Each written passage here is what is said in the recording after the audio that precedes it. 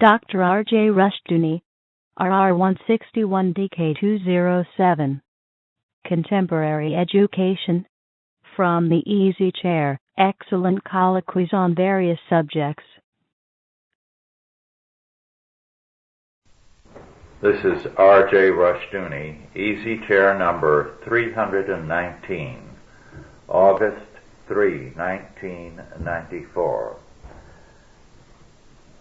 This evening, Douglas Murray, Otto Scott, Mark Rushdoony, and myself are happy to have with us one of our staff members, Sam Blumenfeld. Sam Blumenfeld's work here in Australia, New Zealand, Britain, and elsewhere has been outstanding in the area of phonics and homeschooling. He is very much alive to the issues in contemporary education, what is happening, what is planned, and what we need to do. So it's a pleasure to have you with us this evening, Sam. And we'd like you to start off and just give us an overview of things or whatever you want to tell us. Well, Rush, as always, it's a pleasure to be here with you, with the Chalcedon bunch. And let me just review what's happened over the year, the past year. There's been continued growth in the homeschool movement in terms of numbers, conferences, publications, book fairs, attendance at conferences. There are many more local support groups. For example, in Harrisburg, Pennsylvania, 6,000 people showed up at a homeschool conference in Harrisburg. That's amazing. It is. So, and there are many more books being published for homeschoolers. But the best groups are the Christian ones. That's where you get real spirit, and something is happening there that is not happening in the more secular ones. On the public education front, what we're seeing really is an acceleration of the federalization of public education. What we've had in the past year is an avalanche of legislation coming out of the Congress that is really federalizing public education. Local control is being stripped away with laws like Goals 2000, HR 6, etc. You have the government really taking over, the federal government taking over public education. Now, one very significant thing happened while this legislation was being enacted, and I'm sure you've heard of it, the HR 6 law. That was a reauthorization of the Elementary and Secondary Education Act of 1965, and there were one of your California representatives added an amendment, Mr. Miller, and he added this amendment which would have affected, that is George Miller, Democrat of California, very left-wing, very liberal individual. He added an amendment on certification, which would have affected the homeschoolers. And one of our homeschool people became aware of that, got in touch with Homeschool Legal Defense Association, and they put out an alert, a fax alert, a phone alert. The phone trees lit up like Christmas trees. Washington, or the Congress, was inundated by 1 million phone calls and faxes. Some of these machines were put out of commission by the response. And for the first time in our history, the homeschoolers were able to force Congress to make a complete about-face. They rejected the amendment, the Miller Amendment, unanimously except for Miller himself. He was the only one. So it was quite an achievement. Suddenly the homeschoolers realized that they have this enormous power, that they've have been creating, and but through these networks. And who knows how it can be used in the future. Of course, this was an extraordinary circumstance, but they managed to stop that. They haven't stopped anything else. They didn't stop Goals 2000. They didn't stop all the rest of the legislation. But the NEA, the National Education Association, was absolutely outraged and startled by this turn of events, and they realize now that certification as they want it is a dead letter in this country because of the homeschoolers. What does the certification mean? Well, it means that the teachers that a homeschool parent would have to be certified by the state. And in order to be certified by the state, you've got to go to a teacher's college, or you've got to take certain courses, or you've got to take a test or something else. In other words, it's the state's attempt to control home education. In effect, it would put home education out of business, wouldn't it? Well, that's what it was intended to do, you see. Of course, they denied that was going to happen. I was testifying once, I've mentioned this on another occasion, in Virginia. Yes. And a professor of physics testified that he was so disgusted with what his two daughters were learning in the state schools that he proceeded to teach them himself, and found that he was not considered a fit teacher by the state, and to teach physics to his own daughters he would have to have approval by a state official who knew less about physics than he did. Yeah, that's the kind of thing that would have brought about, and of course it would have affected also the private schools, the private Christian schools that don't use certified teachers. They don't use state certified teachers. So this was really quite an event. And it'll go down in the history of the homeschool movement as having been the moment of truth. I get the feeling that the homeschool movement has reached the point of the critical mass, exactly. In other words, and that they're not going to be able to get rid of homeschooling without causing a tremendous uproar in this country, because you're dealing with parents who feel very strongly about this sort of thing. These are parents who are not going to lie down and let the state walk all over them. So now they have to contend with this incredible new force, and how it's going to manifest itself in the future is to be seen.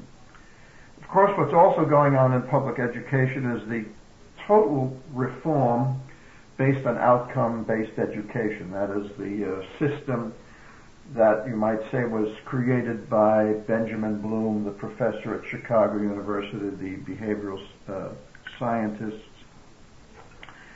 which is really the curriculum for the New World Order. It destroys every last vestige of traditional education. But it sounds so wonderful, outcome-based education. Well, yes, I mean, because all education has an every form of education has an outcome.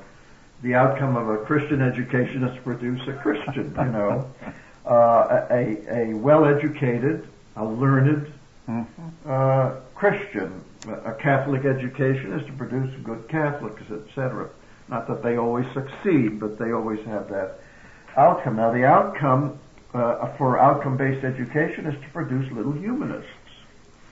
You see, because what they want to do is take children who come from Christian homes and totally reorganize their minds, their feelings, their beliefs, and turn them into little humanists. Because you see, the battle of against Christianity has to be waged against Christians. Well, adult Christians are not about to be influenced by these people, but they feel that since 85% of the Christians in America put their children in public schools, that by paganizing these children, creating little humanists, they can, in 2 generations, destroy the bulk of the Christian population, And they'll deal with the remnant as they did with the Davidians in Waco. There'll just not be too many left, apparently. I would assume that seems to be their tactic. Now, of course, this has created parental opposition in all over the country, wherever it's being tried, in Pennsylvania. Do the parents understand this is the goal? Well, yes, the awakened parents, Christian parents, understand that this is the New World Order. This is the New Age. This is the Gaia. Isn't this what the Soviet tried to do? Well, what's interesting about the Soviets is that they wanted highly skilled engineers, technicians, and so they got rid of progressive education. In 1931, the Communist Party of the Soviet Union threw out the Dewey system. You see, Yes. Lenin's wife, Krupskaya, Yes. put in the Dewey system. John Dewey and the Progressives. His books were very widely circulated, and they used the whole word method. Mm-hmm. Now, the kids were becoming illiterate. They were having functional literacy in Russia, and the Communist Party became very alarmed because Stalin wanted to build the greatest war machine in the world, and you couldn't do it with a bunch of functional illiterates. And so they threw out the entire Dewey system, and they reinstated phonetic teaching of reading and separate subject matter, you see. And the result is that they have a highly literate population. They were restricted in what they could read, but they could read. In other words, they could read Dostoevsky, and they could read Tolstoy, and they could read whatever the Communist Party permitted them to read. The Communist Party here never seemed to have learned that. Well, they've learned it. You see, what's good for the Soviet Union is not necessarily good for the United States, you see, because there they already had communism. Yeah.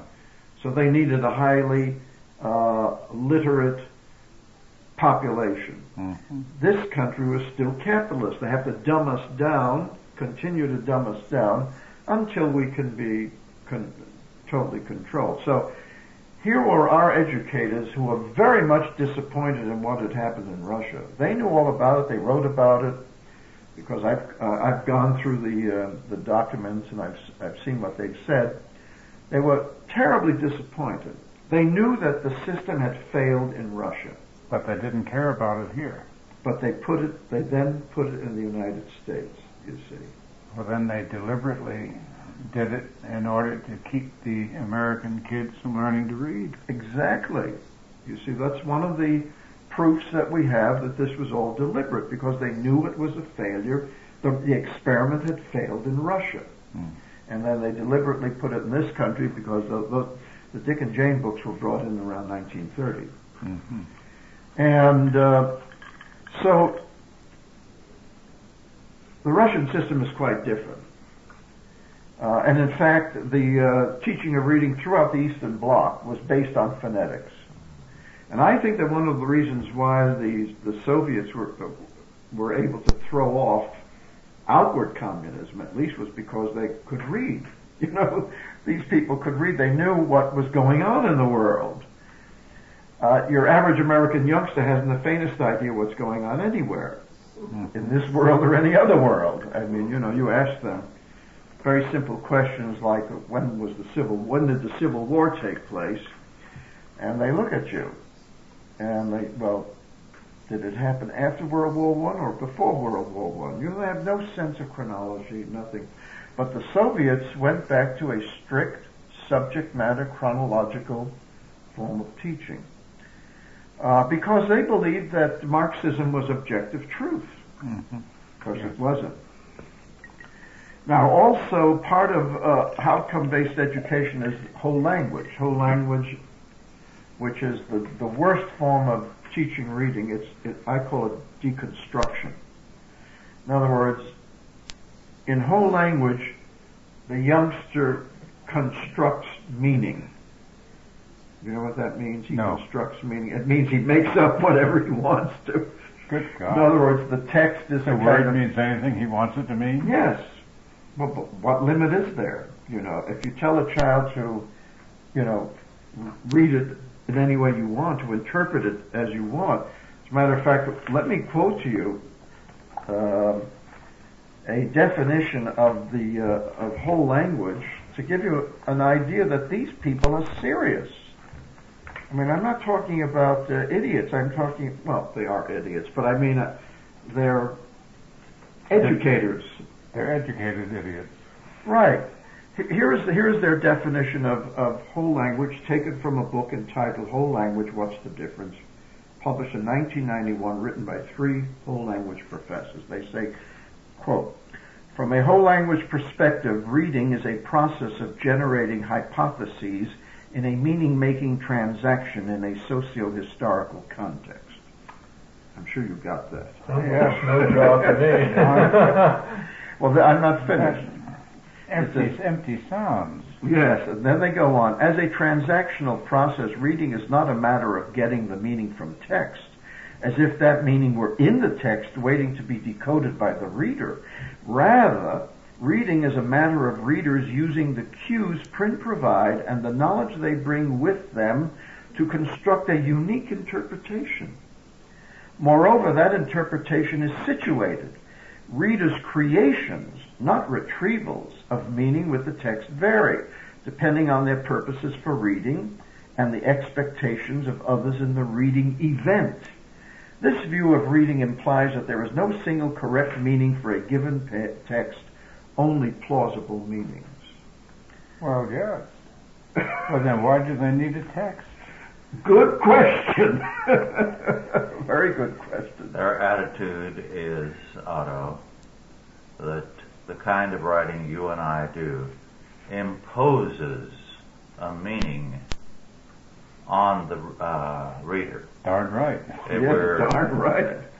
We're fascistic. We are dictatorial. We don't allow them free play for their own interpretation.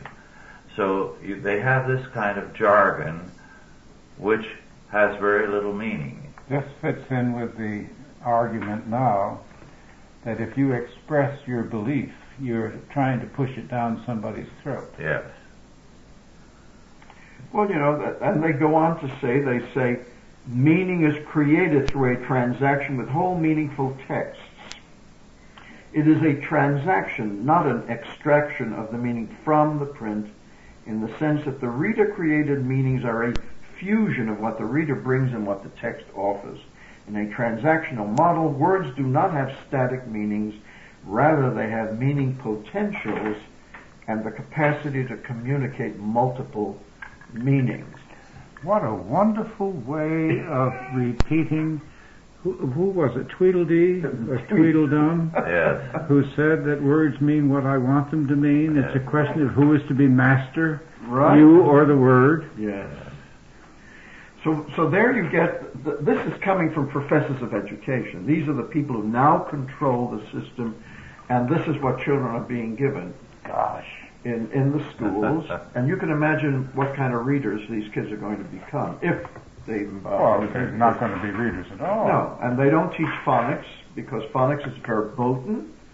Because in whole language you must teach everything holistically, and phonics breaks up things into tiny little letters. Letters, right?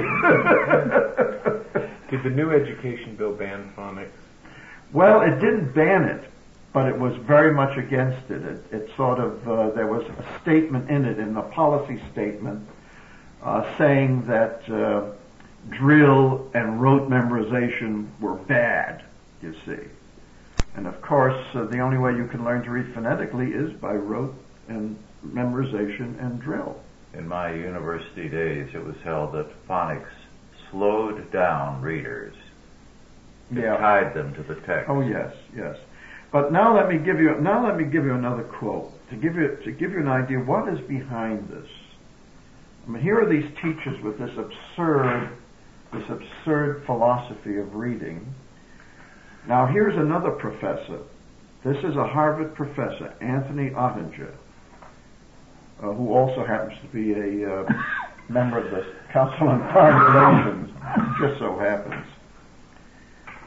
He spoke to he deals with communication, and he spoke to the executives of Northern Telecom, a large, communications, global communications organization in 1981.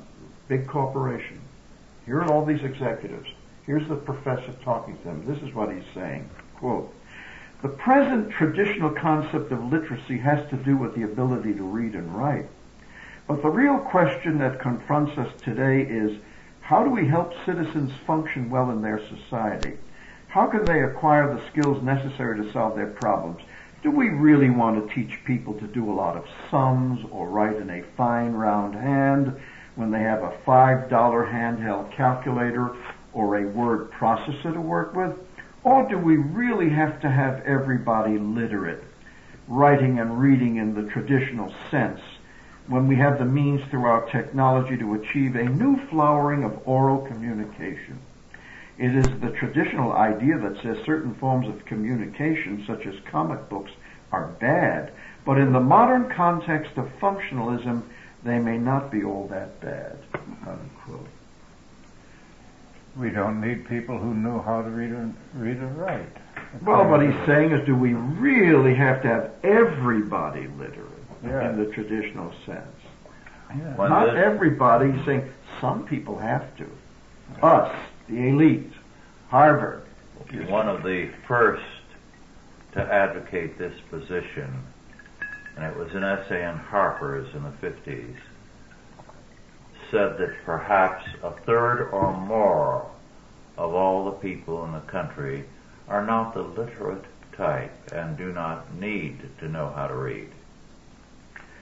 Well, apparently that idea is now the gospel official in the policy. Oh yeah, of the elite. In fact, I'll give you another quote along the same lines, made in 1987 by a man by the name of Thomas Sticht, who is now, he's a specialist in adult literacy, and he's now assistant to Robert Reich, the Secretary of Labor. Yeah. This is what Mr. Sticht said in 1987, quote, "Many companies have moved operations to places with cheap, relatively poorly educated labor. What may be crucial, they say, is the dependability of a labor force and how well it can be managed and trained, not its general educational level. Although a small cadre of highly educated, creative people is essential to innovation and growth. Ending discrimination and changing values are probably more important than reading and moving low-income families into the middle class." Oh. An end to the upward mobility of the American people. Let's get some good coolies here. That's right. So what they are creating is a pyramidal society with an elite at the top, a university elite at the top, with brilliant people like Bill and Hillary at the very pinnacle of intelligence. Yes. And of course George Stephanopoulos and others of in that category. And directly below them is the professional class, the CEOs, the managers, The scribes. your friends in industry. Yes. Well, Otto. this is a regression of about 3,000 years. It is. Well, you're getting to a pyramid. Yes. Isn't that when the pyramids were built? And Yes. then below them is the hoi polloi, the masses, Right. the people who are being dumbed down. What Spengler called a fellaheen. That's right. And these people, according to these elitists, do not have to know how to read. Right. As long as they can read comic books, you see, on a comic book level, they can, quote, function in our society. In other words, the purpose of outcome-based education is to produce people who can function. And who are not educated. And who are not educated, exactly. So that's what we've come to. That's what public education is today. That's what's being voted in every state legislature in the Union, including California. Do you suppose that the polysyllabic language that they're using has absolutely obscured the point, the meaning, to the extent that the politicians don't understand what they're going along with? Well, the educators understand it, but politicians don't do the work. It's their staff that does it. Some of these politicians certainly know what's going on. But I don't think they understand it to the extent that, say, a person like myself does, who has done a good deal of reading and research on this. Most of them would not even believe that this is going on. That's right. You know, they would assume... It sounds Orwellian. Yes, it is. Exaggerated. It is. For example, your friends in industry at Ashland who are... Well, no, they themselves are not particularly literate. Yeah.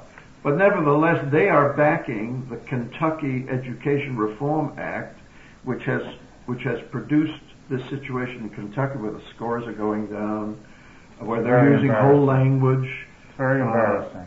And the people in Kentucky are up in arms. I have a feeling that it won't last for much longer, that the people are simply going to just throw it out. They're going to throw the legislators out. Yes, there's article after article that industry is frustrated because they can't find people that can do simple tasks. Right. 8th grade Can't read. education, can't read, can't do arithmetic, can't fill out, read or understand a contract, and they're having in-house education to try to bring them up to speed. Well, what they're going to find out in a couple of years is that this newfangled education reform program is not producing the workers they want. But there's another point, there's another aspect to this.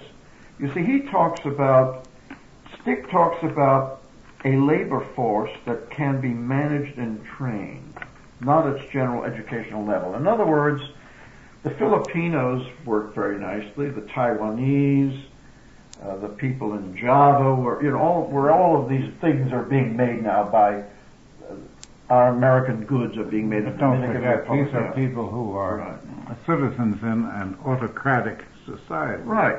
Now the point is, he's saying that why should we teach American kids all about the Constitution and American history? Because the Filipinos don't know about it, the Taiwanese don't know about it. Look at the wonderful things they don't have to know it. So he's just saying all we need is a labor force that's managed and trained, and that's what they're telling the big CEOs. Like Professor Ottinger is telling the CEOs, everybody doesn't have to learn to read. You know, the traditional view of literacy is old-fashioned, it's passé. And a lot of these CEOs are apparently buying it. Now you explain to me why they are. Well, if you can, Otto. Well, the biggest rule of thumb right now for American corporations is don't make waves. Yes. Because the government's regulations have become so enormous, Yes. so multitudinous, that any organized group that you get against you can cause you an awful lot of trouble. The NEA is a big organized group, and the press works hand in glove with the NEA, and so does the government. Yes. The Department of Education is involved with the NEA. And I'm just doing the best as a devil's advocate and saying that, therefore, the average public relations executive in a corporation feels that his job is to not make waves and to keep the company from making waves. Yes. And at the same time, to get along with any organized group that can make waves is his number one job. So therefore, Ashland and other companies will go out of their way to go along with the equal employment provisions. They go when the civil rights business first started, they hired an executive to do nothing but placate the civil rights people. Yes. And in this case, they're placating what they considered part of the establishment, the educational establishment. And the chief executive does not look beyond that and does not look into that. His idea is that I've delegated people to take care of that, let them do it. Well, of course, it's just sheer ignorance, and they're slitting their own throats in a way. Well, it's a reflection, you might say, of specialization. The United States has turned into a country of specialized people, not a country of educated people. Right. We have specialists, but we don't have an educated elite. Well, we have an elite, but it isn't educated. It's not educated. It's a power elite. It's a power elite. It's a specialist elite, but it is not an educated elite. As you say, these people are not very literate. No, they're not. CEOs. And they get very upset when you tell them that. Yes. Well, it doesn't do much good to tell people who will not see nor hear what the reality of our situation is. Our Lord said, we're not to cast holy things before dogs, nor pearls before swine, lest they turn and rend you. Yes. And our Lord told his disciples when he first sent them out, 2 by 2, that if they will not hear you, don't take time to try to persuade them. Shake the dust off your feet and move on. We're not to waste our time trying to tell things to people who will not hear. We are to speak to those who will hear. Well, a lot of people don't realize that it's a supreme courtesy to tell people your honest opinion.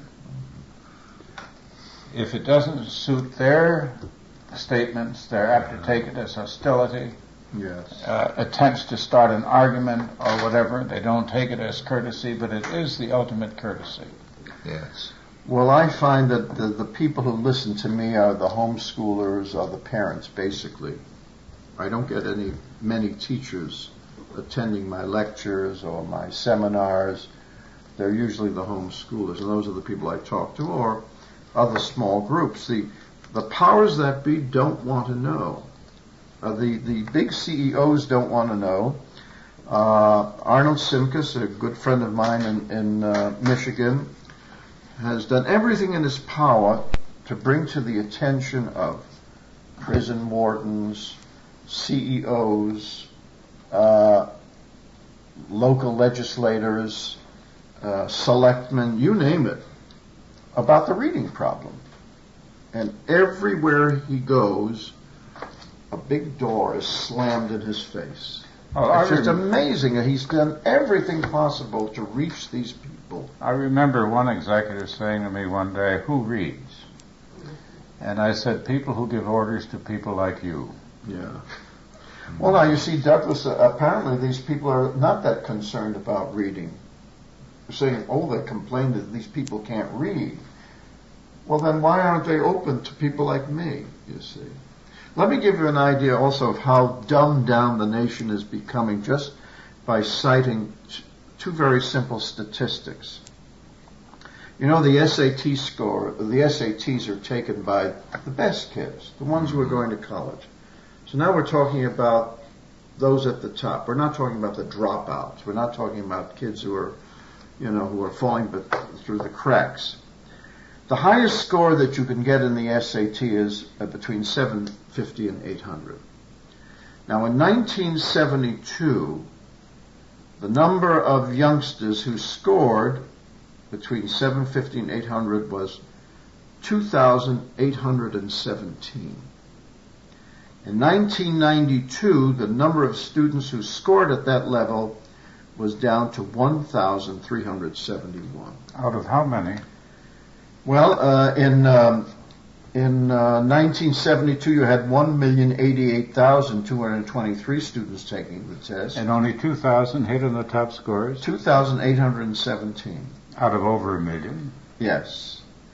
And in 1992, you had 1,034,131 fewer taking the test, and of course, the number was down to 1,371, so half as many.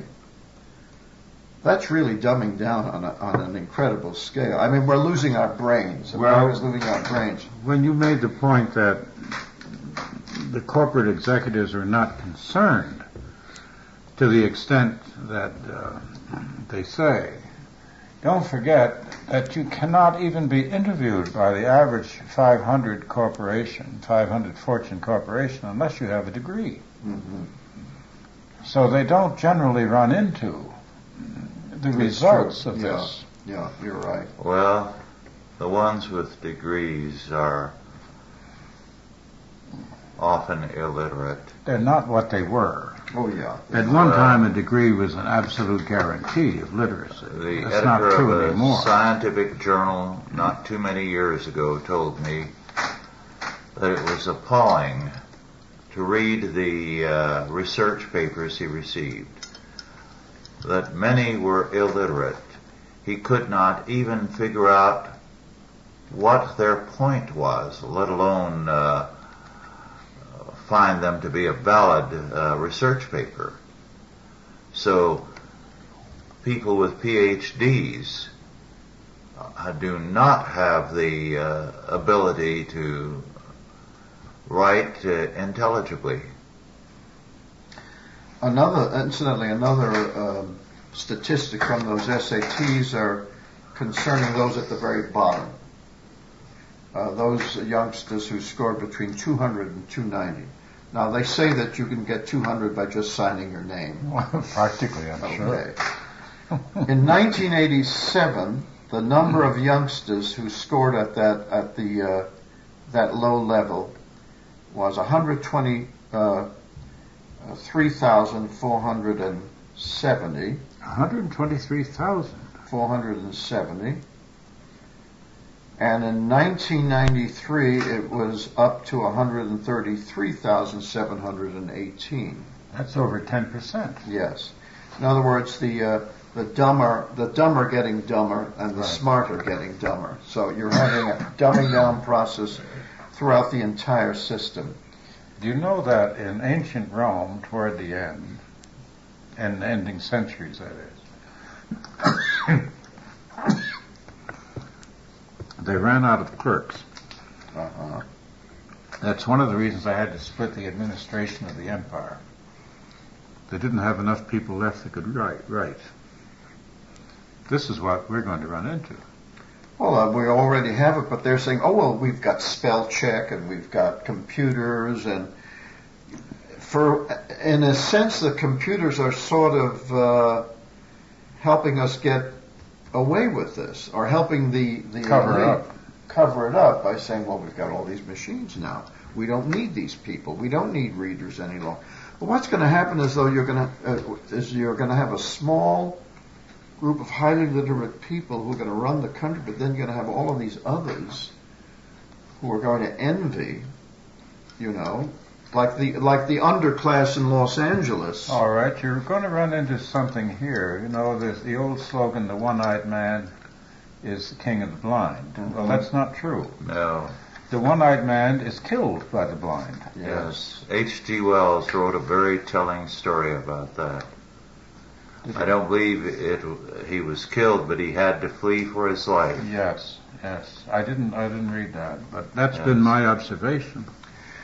But in any case, it's these facts that are forcing thousands of parents to take their kids out of the public schools and put them into private schools and to homeschool them. So we expect that the homeschool movement is just going to grow exponentially as these reform bills are passed by the state legislatures, and they seem to be passing because of pressure from above, from the federal government, the NEA, from the NEA, Department of Education, Carnegie Foundation. You see, you have these Carnegie carpetbaggers going from state to state, getting the elite in the state to impose this. This has been going on for quite some time. And they've gotten away with it. For example, in Kentucky, where there's this growing opposition, the state still is enforcing KERA, Kentucky Education Reform Act, and in fact, they even have set up a kind of internal Gestapo that operates. Where does it operate? Out of Louisville, does it operate in the schools? Oh yeah, the school districts, right? As a matter of fact, they have a committee called the Pritchard Committee, which is a committee of the elite, and they've received a grant from the Carnegie Foundation in order to hire monitors to go to each school district to make sure that this reform is being carried out.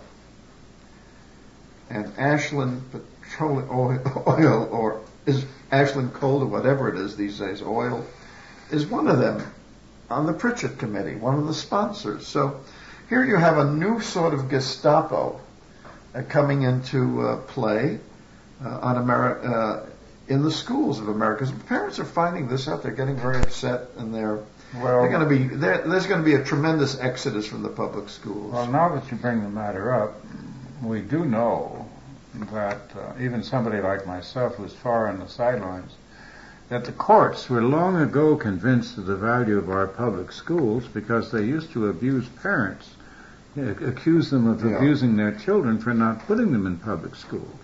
Its truancy is now a crime. It was a crime when I was a boy. Yes. But, that's the way things are. The goal, of course, is the New World Order. It's going to be a socialist, pagan New World Order. And I think we have confirmation of that, of the whole trend toward the New World Order from Quigley, from Malachi Martin, from Norman Dodd, and from the what we've discovered now about the Rhodes Secret Society. And all of these, and the use of the Rhodes Scholarship as the means of... That's the elite. Of finding, selecting those young people who will be the elite controllers of tomorrow. And they're already in the White House. Already in the White House. I think I should cite here again what I reported to you earlier. John Lofton's comment that the theme song of our leaders is "Give me that old time irreligion," and that's what they're working for, irreligion. Oh, absolutely. Well, of course they don't have a homogenized country to do this in. You have a Muslim group in the country which is on the verge of exceeding in population the Jewish group. And thanks to the State Department and its policies. That's right. But they're not going to abandon their religion very easily. They haven't in the past, and they're not likely to do it here. Well, this whole business of religion, as they're going to use the schools to take care of the kids. They forget, they know they can't convert the adults. Yeah. They're dealing with the children, and now they're accelerating this whole paganization process in the schools themselves. So they think that that'll swamp right the minorities. Right. Now, there's been an awful lot of speculation on who is the controlling group behind this. Why is everything moving in this direction? People say it's the Council on Foreign Relations, it's the Illuminati, it's the Masons. There are all sorts of theories. I think in the last couple of years we've been able to sort of zero in on who are the controllers. And I believe that it's basically this Rhodes Secret Society. I've come to the conclusion that they control the foundation, particularly Carnegie Foundation. And there was an article in the New York Times when Rhodes died, March 26, 1902. The headline read, "Mr. Rhodes's ideal of Anglo-Saxon greatness. Statement of his aims written for W.T. Stead in 1890. He believed a wealthy secret society should work to secure the world's peace and a British-American federation." And Stead quoted copiously from Rhodes's own writings. Well, Rhodes was dealing with a world in which the Anglo-Saxons were dominant at that time, Yes. and possessed the dominant influence in terms of finance. That's true. Today, the financial world is broken free of the Anglo-Saxons and every other group. They're almost, we have 22,000 currency speculators, professional currency speculators, Right. who operate electronically, and they exceed all national and ethical and religious boundaries. We can no longer say, like the anti-Semites accused the Jewish minority of controlling international finance. Well, it was never really true, and it's not true now. Yeah. Rhodes's, what I'm saying is that Rhodes's concept was too narrow, was conceived in a rather narrow and controlled period of time, and that now I don't really see the financial world aiming at any sort of No, it may not. thing. It probably will not come to pass. No, I don't But think the it will. point is that they all have already accumulated so much power and so much money and they're headed toward this new world order, this paganized, socialized new world. It's no longer controlled by the original formulators of this, but the point is to see how it started and what were the ideas in their heads, Right. specifically in Rhodes's The head. kind of mentality that put together these great fortunes in the first place, Carnegie, etc., is not present in the secretariat that manages the fund. No, of course not. The people who manage those funds, the Carnegie funds and so forth, and I've met some of them, and so have you, including the secretariat of the CFR, simply are not very bright people. And this is why they're taking us down into these stupidities. Yes. Well, let me just quote from this article just briefly to give you an idea. It said, Mr. Rhodes added, the only thing feasible to carry out this idea of world government, is a secret society gradually absorbing the wealth of the world. Only somebody as stupid as Woodrow Wilson would believe this. To be devoted to such an object. Then he says, there is Baron Hirsch, with 20 millions, very soon to cross the unknown border, and struggling in the dark to know what to do with this money. And so one might go on ad infinitum. In other words, he convinced the rich, don't leave your money to your dissolute heirs. Put it into this wonderful scheme that's going to save mankind, you see. And then he says, fancy the charm to young America just coming on and dissatisfied, for they have filled up their own country and do not know what to tackle next. To share in a scheme to take the government of the whole world. Well, this is like the Sorcerer's Apprentice after the masters die. Yes. Now we've got the UN, and we've got Boutros, whatever his name is, and the rest of those idiots, the ones in Brussels, who are putting up a great big paper labyrinthine plot to control all Europe, as if anybody could control Italians alone, let alone speak of Europe. But what you're dealing with here is that you're dealing with the idiocies and the mischief that they are really creating. Yes. No matter where they think they're going, they're actually doing all this damage. Of course they are. That's the central point. Look at the damage that the communists did in Russia. Yes. I mean, 75 years of communism, what did they have to show for it? An impoverished nation. That's right. Total loss of morals, of morality, right. And millions and millions of individual human beings wiped out. Right. Here's another interesting quote.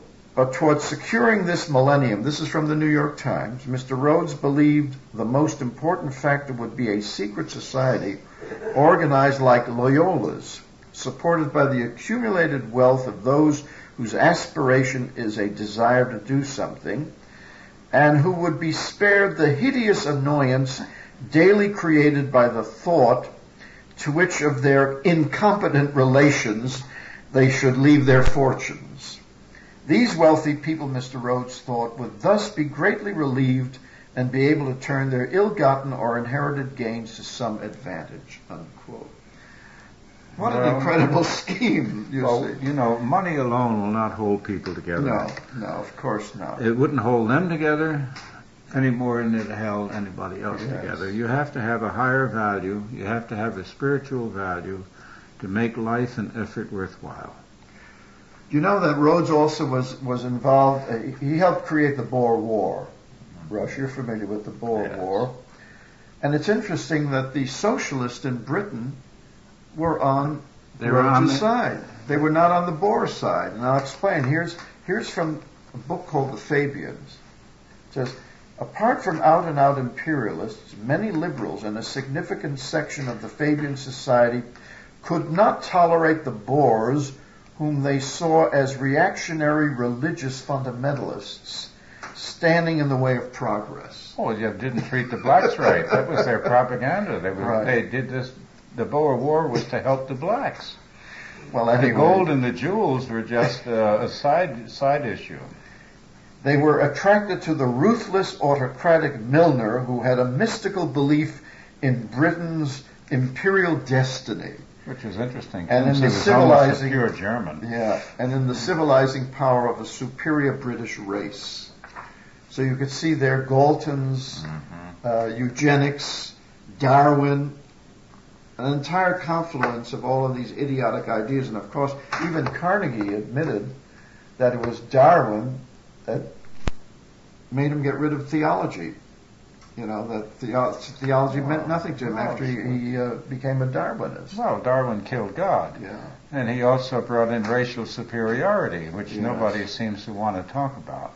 Now, the only reason why I bring this up is because the Rhodes scholarships have become suspect. Now that we have a president who is a Rhodes scholar, we've got congressmen and senators who are Rhodes scholars.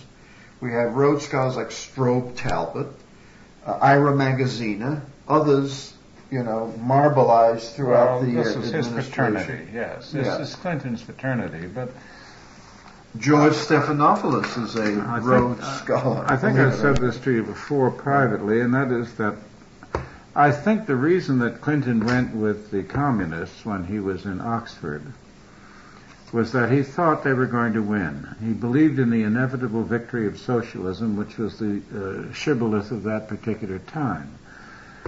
Once it became obvious that they did not win, he nevertheless continues to believe that the liberal ideology of the United States, which believes in organizing everybody intellectually and socially and ethically, will win. Yeah. So he still believes in the method, although he believes in the people who invented the method didn't succeed with it.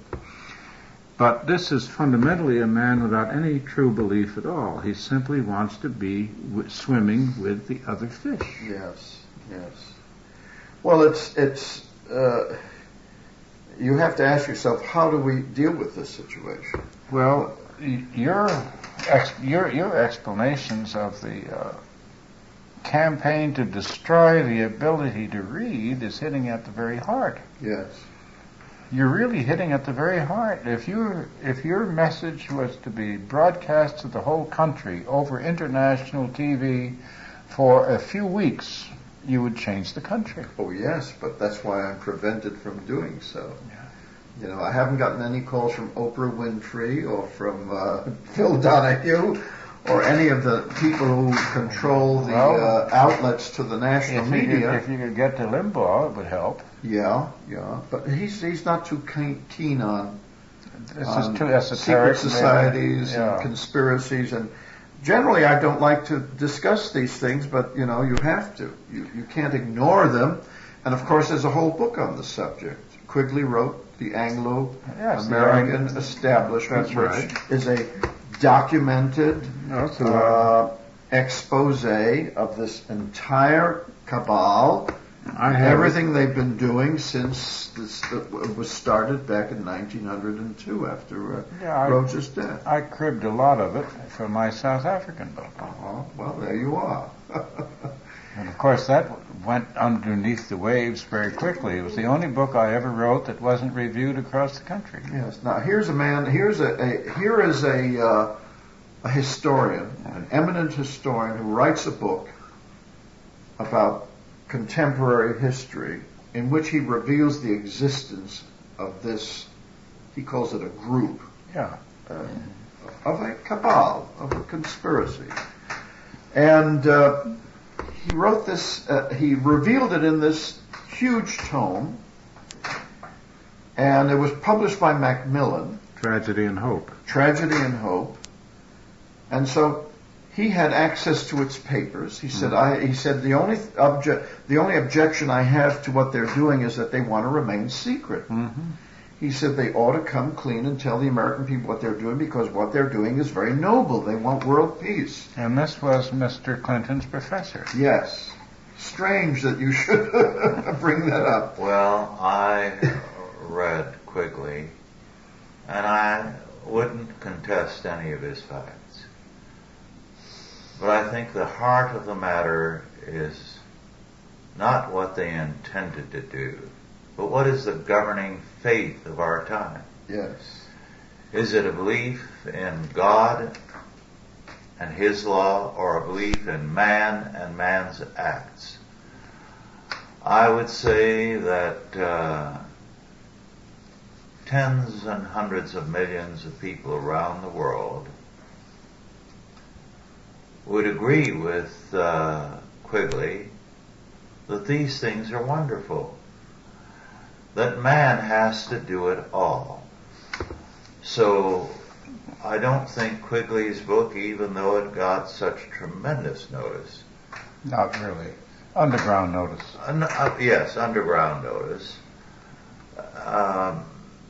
Really made a nickel's worth of difference. Because in any event, it's an impossibility. Yes, but also it's a question of faith. And if people are going to believe in man and the state as their savior, they're going to be a sucker for any group that comes along. Well, this is the oldest series of ideas in the world. James I wanted to sit down with the Pope and settle the affairs of the world. Woodrow Wilson wanted to settle the affairs of the world alone, by himself, not without even the Pope. And we've got the UN. Mr. Franklin Roosevelt wanted to settle everything in the world, and these people. But the people that Sam is talking about have created as much damage. Maybe they'll create more damage here than the communists. Oh, yes. Because what they're doing is that they're going to create an illiterate America. Well, you're right. It's damages that they will create, just as Plato with his Republic Exactly. created damage It's a to great the present. analogy. But it never was able to establish an order. Never. Because it's impossible. No, but a disorder they can do. Yeah. Yes. Yes, the point is, I don't believe that they will succeed. None of these utopian plans have ever succeeded. Because they're based on false premises, on lies. Mm-hmm. So they're not going to succeed. But it's the damage that they do that is Well, so look at the horrendous. damage they've already done. Yeah, we've they have got already done. children or young people, not just children. I'm very impressed by the homeschool parents because they themselves came out of public schools at a time when the public schools were no good. That's right. And the fact that they're smart enough to realize it and to pull their kids out of it and to struggle to educate themselves as well as their kids is a wonderful thing. I have seen homeschool mothers who started out barely able to write a sentence, who are now highly literate as they have taught their children. Yes. The change is dramatic. I can think of one or two cases where I was frightened to think that the children were going to be taught by such mothers. And yet today the mother is reading very superior materials. Well, if an adult decides to learn, then they can do it very speedily. Well, our time is up now. Thank you all for listening, and God bless you. Authorized by the Chalcedon Foundation. Archived by the Mount Olive Tape Library. Digitized by ChristRules.com.